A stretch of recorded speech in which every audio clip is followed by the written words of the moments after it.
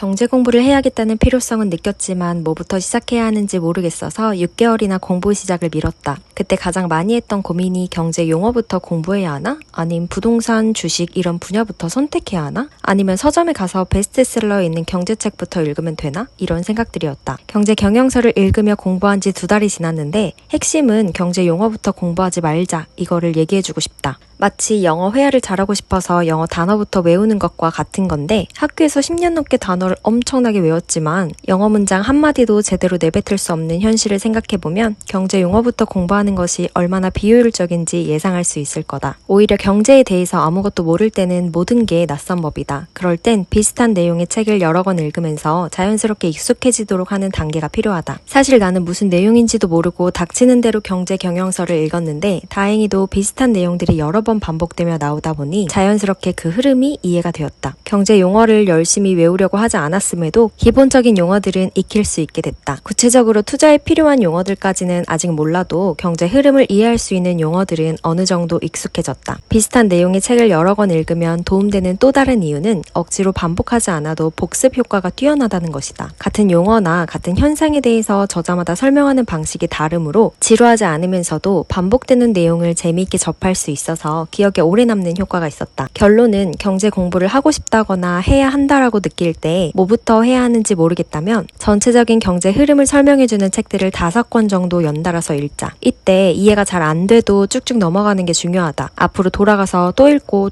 하지 말자. 용어들도 외우려고 하지 말자. 억지로 계속 앞으로 나아가다 보면 어느새 그 흐름이 이해되는 때가 온다. 나는 그게 3주 정도 걸렸다. 어느 정도 흐름이 이해가 되면 바로 주식 투자, 부동산 투자 이렇게 투자로 넘어가지 말고 경제 역사에 대해서도 책을 읽어보는 게 좋다. 이 또한 비슷한 내용의 책을 5권 정도 읽으면 도움이 된다. 역사 공부를 해야 하는 이유는 과거, 현재, 미래는 계속 돌고 도는 패턴이기 때문이다. 과거를 알아야 현재가 이해되고 현재가 이해되면 미래를 예측할 수 있다. 그래서 경제적으로 어떤 역사들이 있었는지 큰 사건들을 알고 있으면 도움이 된다. 그게 곧 투자로도 연결된다는 걸 깨달았다. 많은 사람들이 투자로 큰 돈을 벌고 싶어 하지만 어제와 다른 노력들은 하고 싶어 하지 않는다. 그건 그냥 욕심이고 유행만 바랄 뿐이다. 앞으로의 미래는 조금 다르게 좀 더 자유롭게 살고 싶다면 지금까지 살아온 것과는 다르게 살아보자.